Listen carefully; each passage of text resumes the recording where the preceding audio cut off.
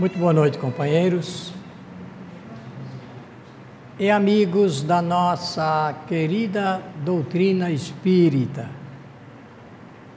Como sempre, saúdo a todos, desejando-lhes que os bons espíritos nos ajudem e também que tenhamos saúde e paz em nossa vida. Conforme disse o nosso irmão Coelho, o tema que escolhemos para os estudos desta noite é a cura através de fluidos, um tema muito importante, até para nós compreendermos como é que se passa em nossa vida essa transição que existe entre saúde, enfermidade, cura e autocura.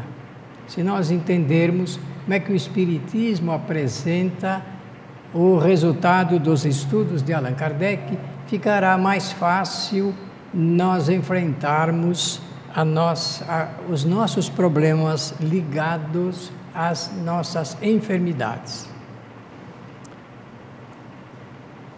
Nós iniciamos este estudo falando um pouco da criação. O Espiritismo apresenta logo na abertura do Livro dos Espíritos informações muito precisas e sugestivas apresentadas por Allan Kardec a respeito da criação. O que é que o Criador criou? O Espiritismo diz que Deus, o Criador, criou dois elementos que constituem o universo: o elemento espiritual e o elemento material.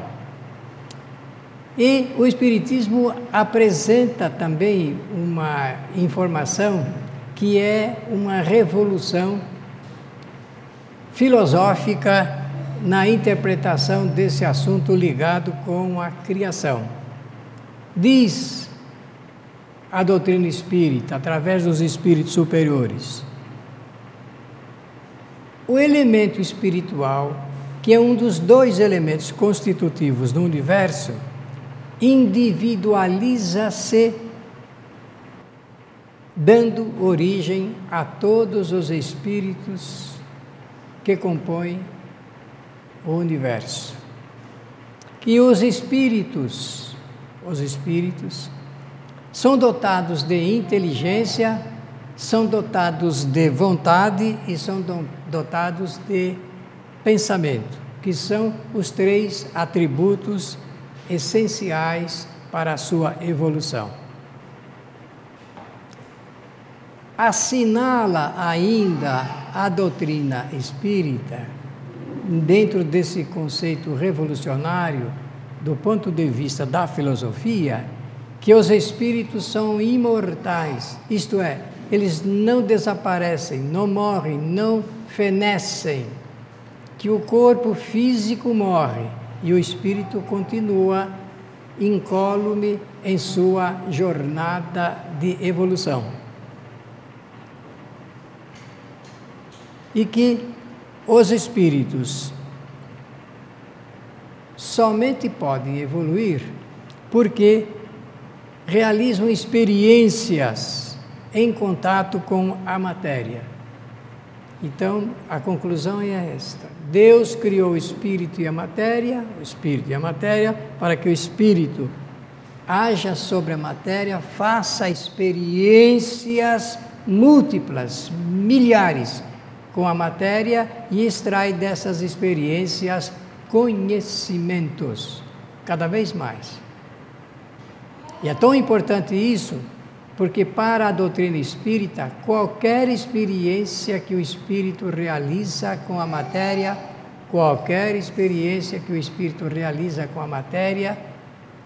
é válida para a sua evolução. Que não existe experiências que não são utilizadas para promover novos conhecimentos. Esta afirmativa está na questão 898 do Livro dos Espíritos.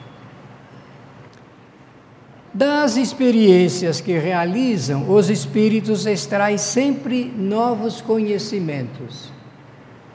Sempre novos conhecimentos. Até repetindo experiências, os conhecimentos são sempre novos. Porque o conhecimento divide-se em duas áreas: conhecimento intelectual e o conhecimento moral. Intelectual e moral. Intelectual nós já sabemos que é o acúmulo de todas as informações, reflexões que o espírito vai fazendo durante toda a sua trajetória evolutiva. E o conhecimento moral é o resultado das relações que o espírito estabelece para poder, as regras de relacionamento que o espírito escolhe para poder conviver com os semelhantes. Porque moral, quando usa, hoje está muito em voga falar nessa palavra, a mídia utiliza a todo instante essa palavra, mas poucas pessoas sabem que moral significa regra de relacionamento que os espíritos fazem entre si.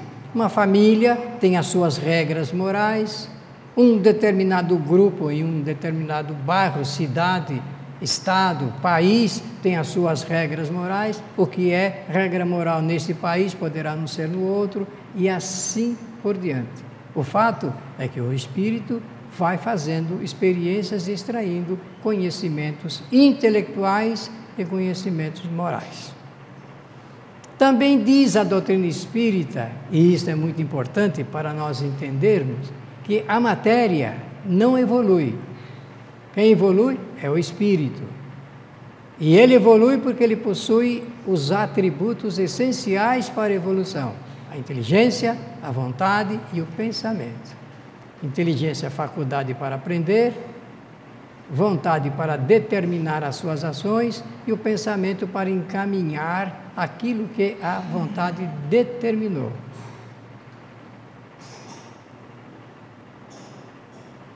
Junto dessa informação de que a matéria não evolui, acrescenta-se aí a informação de que a matéria é modificada, transformada através do elemento inteligente que é o espírito.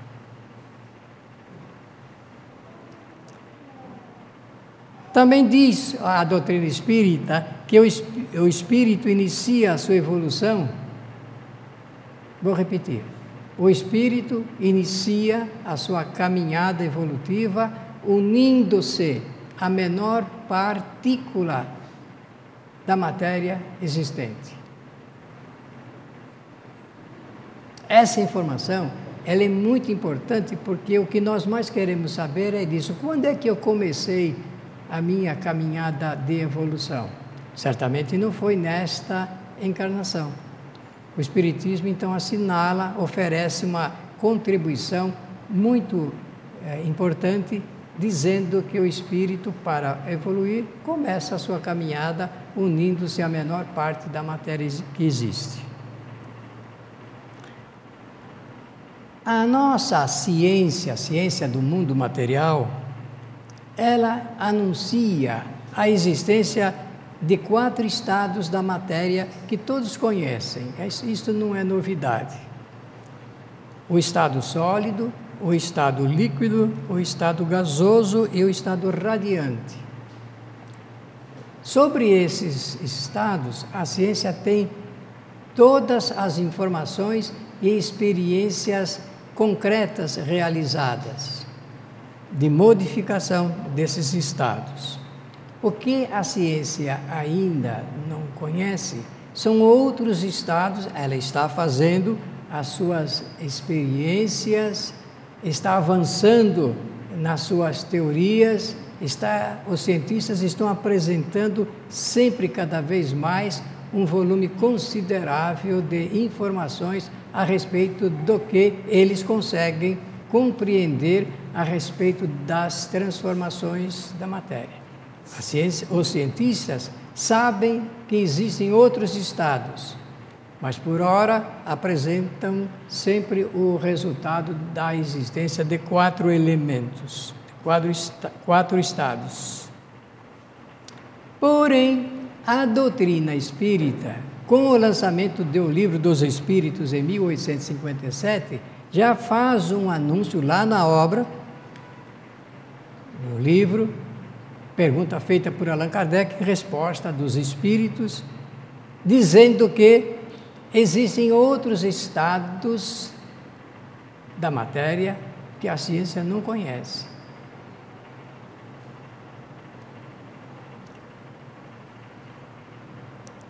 E Allan Kardec, então, nesse diálogo com os espíritos superiores, conseguiu apurar que, de uma maneira generalizada ou genérica, nós podemos dizer que existem estados que a doutrina apresenta com o nome de fluidos. Fluidos não é um termo criado pelo Espiritismo.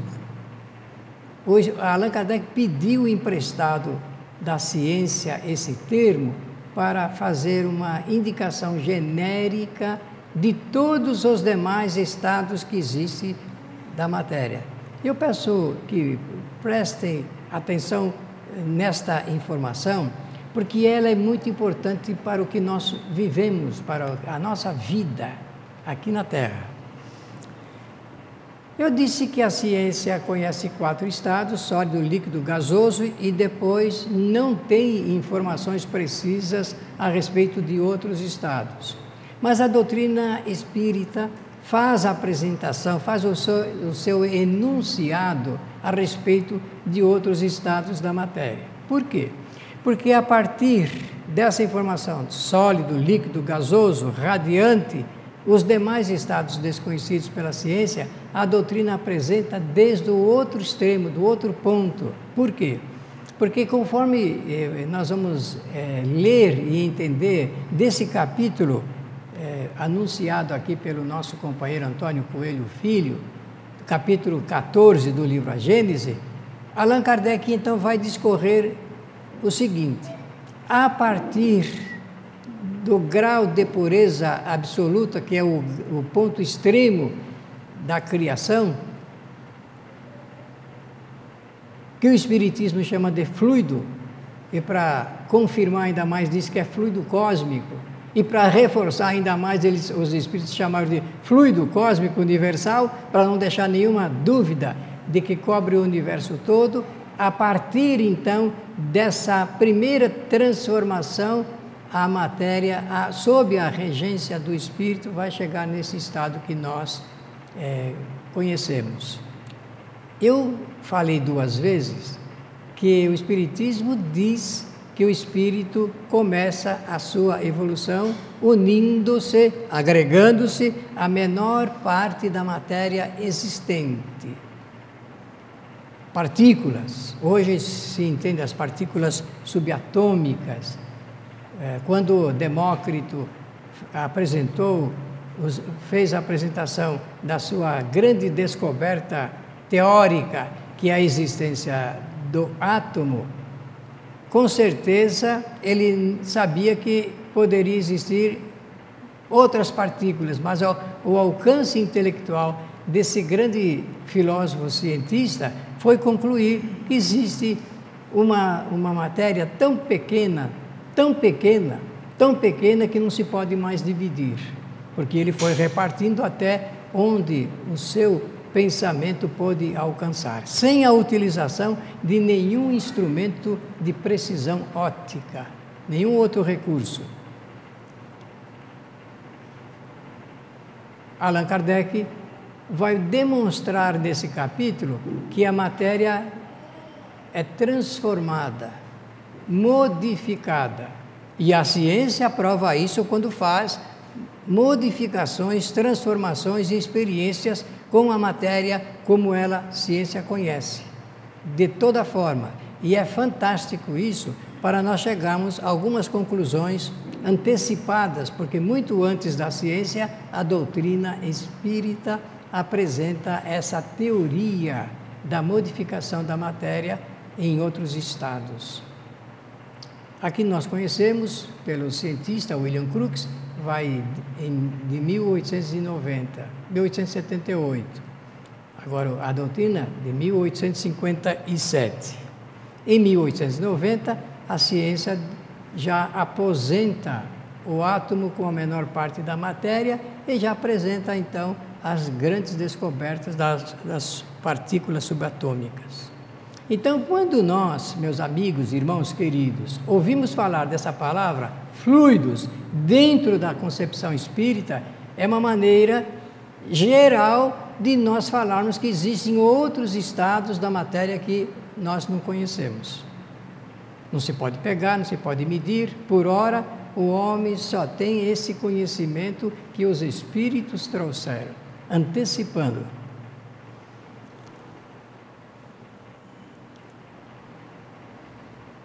Kardec diz assim, eu vou ler só um trechinho do que o nosso codificador escreveu para facilitar o nosso entendimento. Se nós tivéssemos aqui o recurso da ilustração na tela, ficaria mais fácil perceber.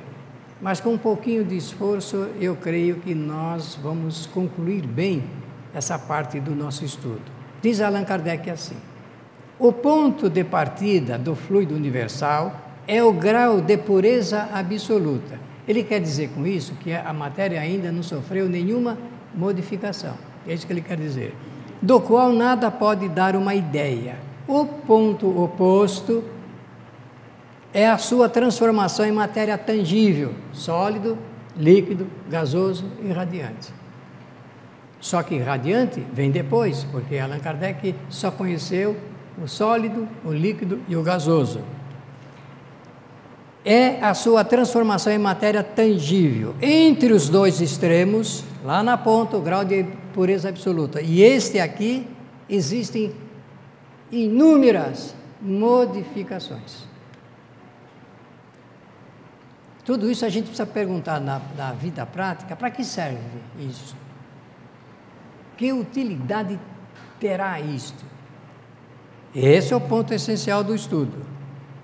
Então, nesse capítulo 14 de A Gênese, no item número 5, nós vamos encontrar esse estudo detalhado a respeito do como o Espiritismo apresenta a teoria da modificação da matéria até chegar ao que a nossa ciência conhece.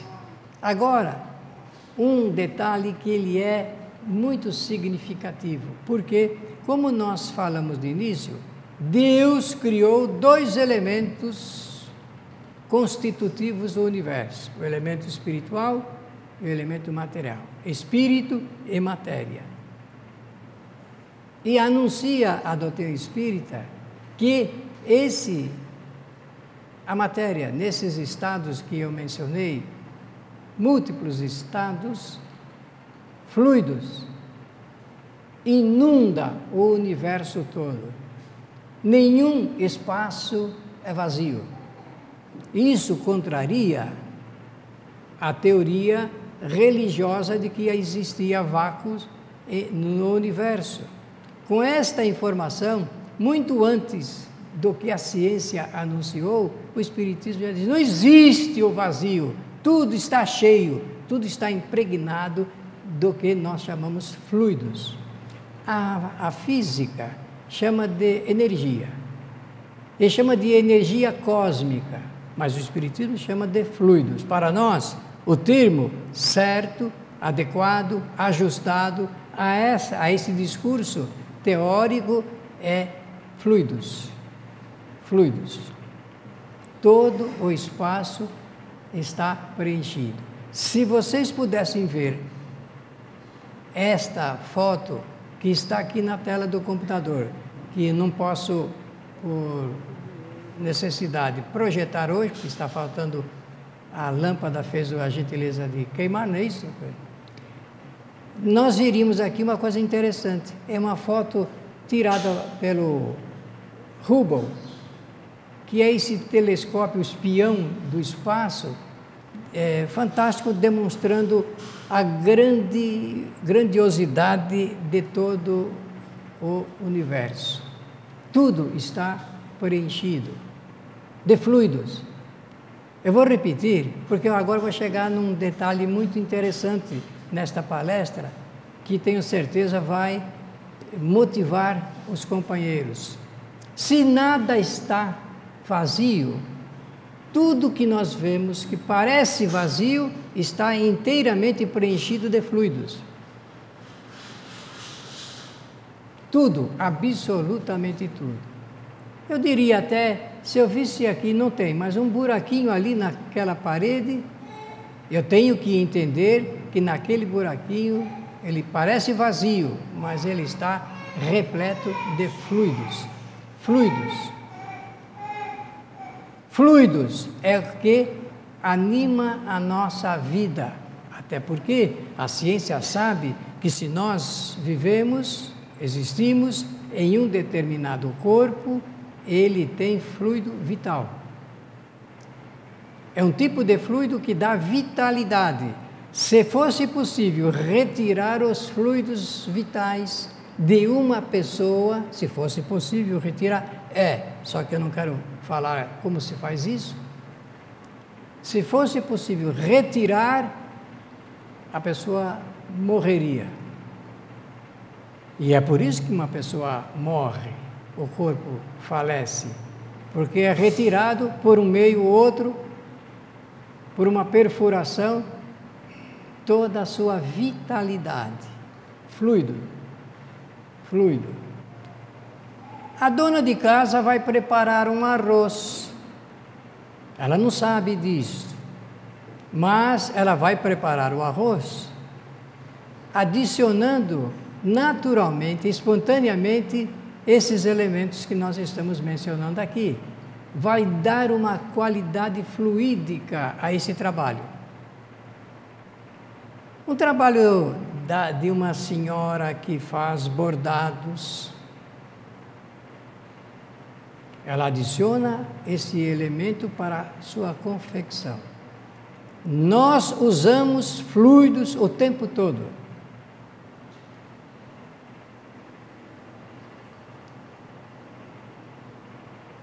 Portanto, a conclusão do Espiritismo, os fluidos preenchem o universo todo.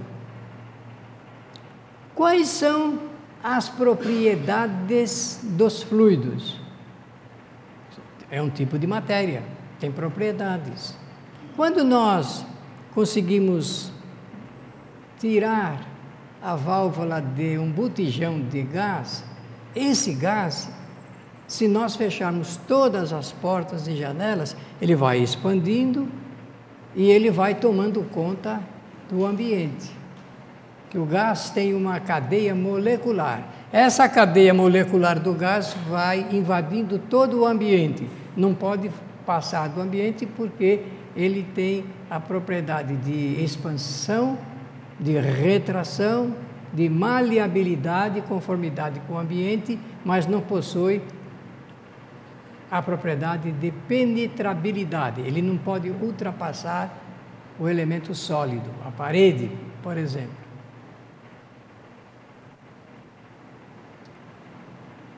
Agora, fluidos, que é também matéria e que também tem a sua cadeia molecular, além da expansibilidade, expansão, retrabilidade, é retráctil, de conformação com o ambiente, possui a propriedade de penetrabilidade, pode atravessar a parede sólida. Se pode atravessar a parede sólida, pode atravessar também o corpo ou impregná-lo.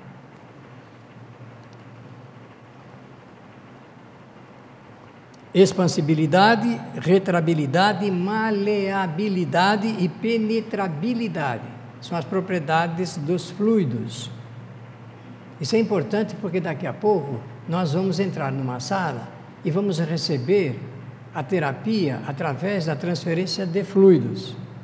E eu quero perguntar, que qualidades têm esses fluidos que nós vamos receber ao entrarmos ali na chamada sala de fluidos? Para isso, então, nós já entramos na teoria espírita da terapia através de fluidos. Por que que nós usamos dos recursos de transferência de fluidos para o tratamento das pessoas. Prestem atenção nesta informação. Os espíritos encarnados e também os desencarnados agem espontaneamente sobre os fluidos através do pensamento. Olha que coisa interessante, meus amigos queridos. Esta sala esteve vazia e fechada o dia todo. Supondo-se que nesta sala não tivesse nenhum espírito desencarnado, nenhum, estava totalmente vazia, material e espiritualmente falando. Os fluidos que se encontravam nesta sala, eles tinham uma qualidade neutra, totalmente neutra. Acontece que a primeira pessoa que veio abrir a porta desta sala começou a modificar as qualidades dos fluidos reinantes através do seu pensamento. Essa informação, meus amigos, é mais importante do que nós possamos imaginar. Então, Allan Kardec escreve que os espíritos encarnados e também desencarnados agem sobre os fluidos através do pensamento, mas não só do pensamento, das qualidades dos pensamentos. Se uma pessoa tem pensamentos de boa qualidade, ela age beneficamente sobre os fluidos reinantes em um determinado local. Isso explica e responde e confirma a teoria da mudança do temperamento das pessoas em um determinado local de trabalho, de estudo, o que quer que seja, a partir da mudança do pensamento qualitativo das pessoas que estão naquele ambiente. Dá para entender? Mas por que isso é importante? Porque eu quero ser feliz, quero tomar conta da minha vida, não quero que absolutamente haja nenhuma influência para pior de tudo quanto eu faço. Então, o que eu tenho que fazer é criar um padrão na qualidade dos meus pensamentos. Querem que eu repita? Não é preciso repetir, mas é preciso advertir. Muitas das vezes nós não percebemos que nós estamos recepcionando fluidos que foram qualificados por pessoas encarnadas e também por pessoas desencarnadas. Olha que coisa boa eu vou trazer aqui como notícia. A gente diz assim, eu estou ligado com você através do pensamento. O que a gente imagina quando fala isso? Imagina que os dois pensamentos têm uma linha de ligação, não é isso? Mas será que é assim mesmo que funciona? Não. O pensamento é um atributo essencial do espírito. Ele age sobre os fluidos e é através dos fluidos que nós nos ligamos às outras pessoas. Como podemos nos ligar a uma, duas, três ou quatro, dependendo da nossa capacitação de pensamento e de orientação. Uma pessoa está andando e pensando, não sei se vocês sabem, ninguém consegue parar de pensar. Sabiam disso ou não? Eu quero saber de vocês se vocês sabiam. Ninguém consegue parar o pensamento.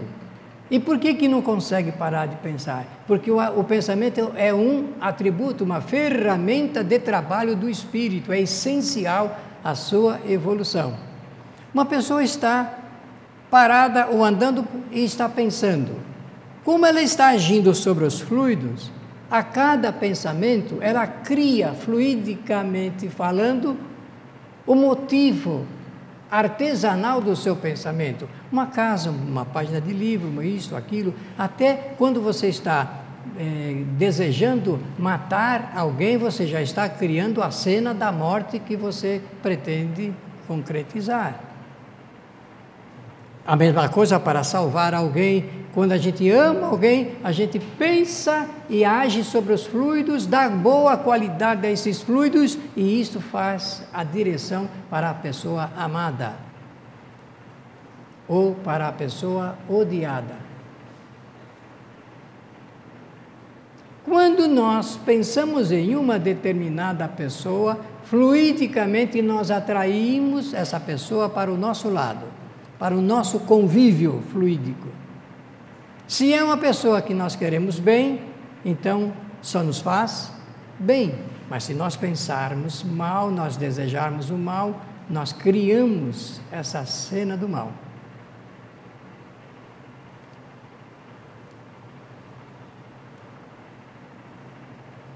Para não deixar dúvida, os fluidos adquirem qualidades através da qualidade dos pensamentos.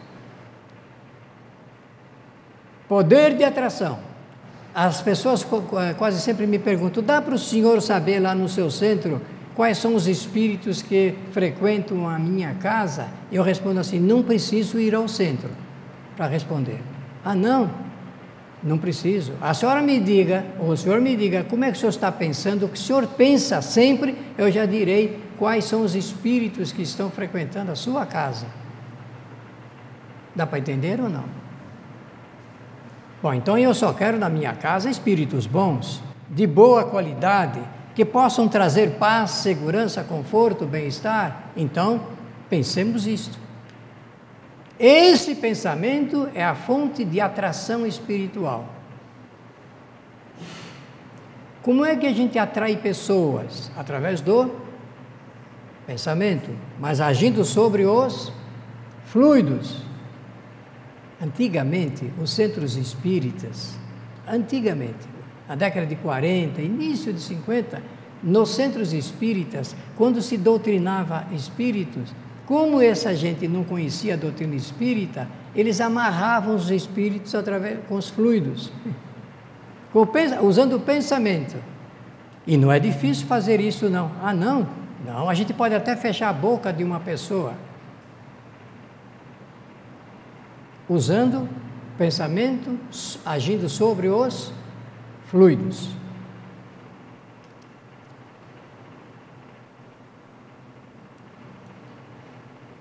Eu vou repetir a frase porque em seguida eu vou ajudar no estudo para que fixemos bem esta parte prática que a doutrina nos oferece. Os fluidos adquirem qualidades através da qualidade dos pensamentos. Tá bem? Isso, por favor, não esqueçam isso. Isso é importante. Agora, eu vou dizer o seguinte.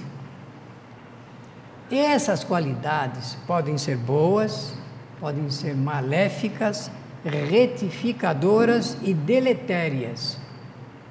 Há ambientes que nós entramos e a qualidade fluídica do ambiente é tão pesada, tão deletéria, tão maléfica, que adquirem odores, que é o tipo de fenômeno de efeito físico, usando os recursos do pensamento e agindo sobre os fluidos. Eu repito, boas, maléficas, retificadoras ou deletérias, ruins, perniciosas. O que é que nós queremos na nossa vida? Que tudo flua de uma maneira agradável. É preciso usar os bons pensamentos. Pensando bem, fluidicamente nós atraímos os bons espíritos. Pensando de maneira inadequada ou má, nós atraímos os maus espíritos. Quando os fluidos são utilizados como recursos terapêuticos, eles sempre ficam subordinados, atenção, à vontade, à qualidade e às circunstâncias especiais. nós vamos entrar na sala para receber a transferência de bons fluidos, porque os espíritos, e eu conheço alguns que trabalham nessa fraternidade, eles são preparados para atender as pessoas e fazer uma boa transferência de fluidos, a fim de animá-las, serená-las, acalmá-las, tratá-las e até curá-las. Mas para que isso ocorra, como é que a pessoa deve entrar na sala para receber o passe? Com pensamento desgovernado, com pensamento de medo, como é que ela deve entrar? Bom, para ela receber, a palavra já diz, para recepcionar os bons fluidos, ela deve manter um padrão de bons pensamentos, de confiança no tratamento, ligada cada pessoa ao seu protetor espiritual. Mas como é que a gente se liga com o protetor espiritual? Atenção! Quando nós acordarmos para o nosso trabalho do dia, o que nós temos que fazer é, a primeira coisa, ter uma boa conversa com o nosso protetor espiritual. Mas por que nós temos que ter uma boa conversa com o nosso protetor espiritual? Porque ele recebeu a incumbência de nos proteger na presente encarnação. O que o protetor espiritual quer é que tudo esteja bem conosco. Para isso, nós precisamos, bom dia, querido amigo protetor espiritual. Hoje estarei sempre ligado aos seus conselhos, porque é o que eles fazem. Ficarei perceptivo às ideias e reflexões que você puder me passar para que eu não erre.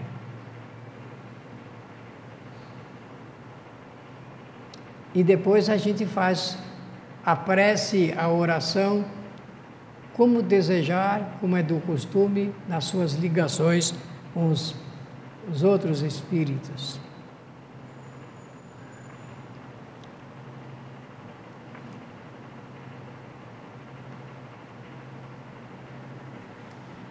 Todo centro espírita que mantém as portas abertas para receber pessoas, para que ouçam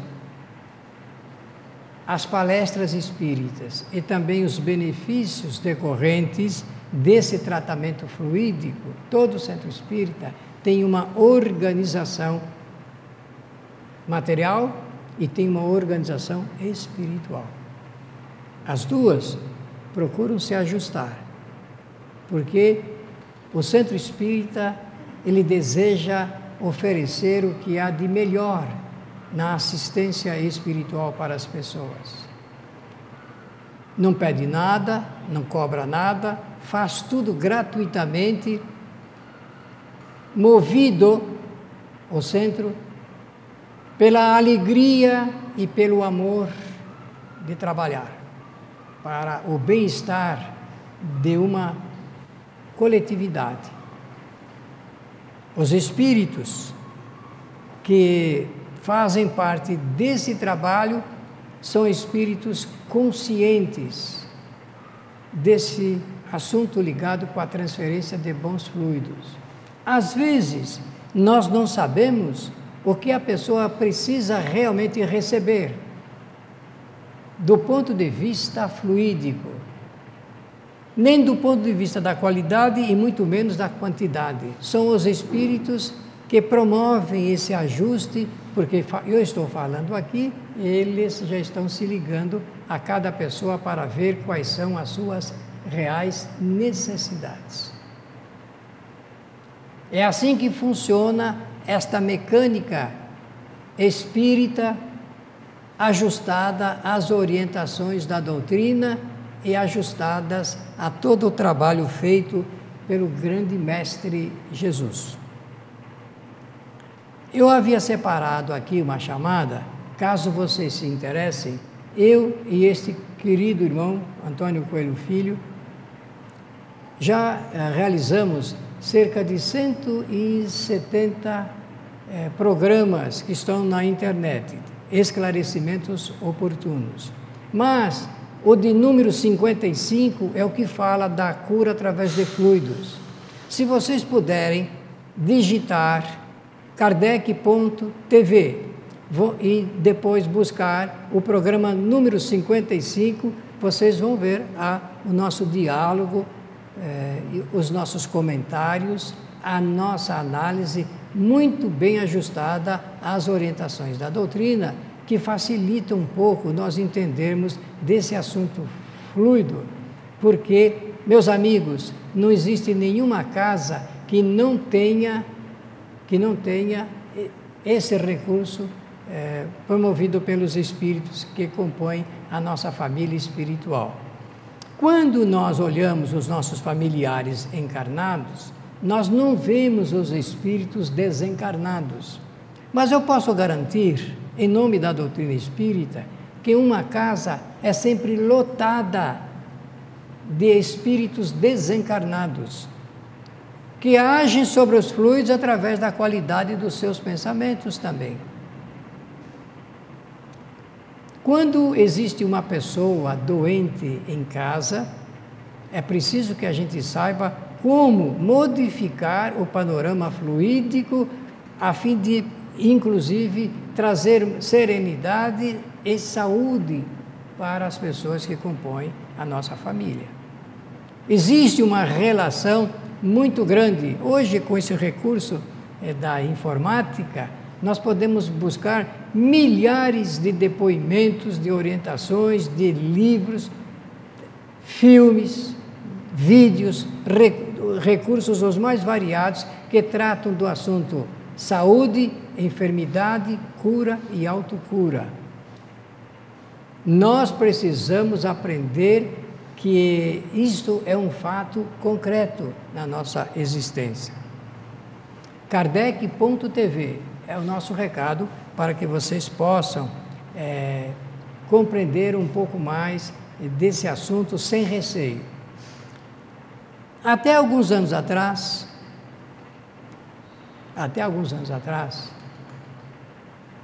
a Organização Mundial de Saúde, que é um órgão desse organismo chamado ONU, das Nações Unidas, tinha uma concepção filosófica a respeito de saúde. Hoje, essa concepção é outra, muito mais moderna, atual e ajustada às grandes descobertas que foram feitas. Antigamente se dizia que o homem tinha saúde quando ele não estava doente. Hoje não é mais assim. Hoje, a ideia, a concepção, a informação sobre saúde une os 4 reinos que nós temos aqui na Terra: o mineral, o vegetal, o animal e o hominal. Só existe saúde quando os 4 reinos estão perfeitamente equilibrados, ajustados. Mas o que nós vemos da agressão do homem junto à natureza demonstra que nós não estamos com saúde, porque o homem está agredindo os outros reinos. E para que haja equilíbrio, nós precisamos nos ajustar. Também se sabe que um homem, ele perde a sua saúde, compromete a sua saúde, quando ele não se ajusta à natureza, principalmente ligado com o que ele come, da maneira como ele dorme, porque é preciso buscar a saúde sabendo que nós temos que ter regras para poder viver e conviver melhor.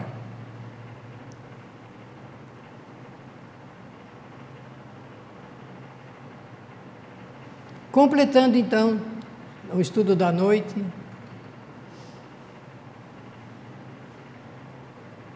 quando nós quisermos merecer o apoio fluídico dos bons espíritos, os espíritos cooperadores, tratadores, dessa grande coletividade que se preocupa com a saúde física dos humanos. Nós temos que pensar em fluidos salutares,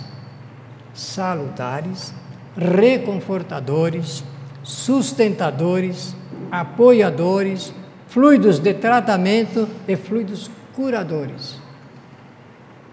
E saber que uma cura para uma determinada doença depende do seguinte: depende da necessidade da pessoa e depende do seu merecimento. Às vezes é necessário, mas a pessoa não merece. Outras vezes a pessoa merece, mas ainda não é necessário. E por que isto? Porque uma doença se instala e ela tem um motivo. Não existem doenças que não tenham motivos na vida de uma pessoa, porque uma pessoa é um espírito encarnado e ele passa por duas situações enquanto encarnado, pela situação das provações e também das expiações.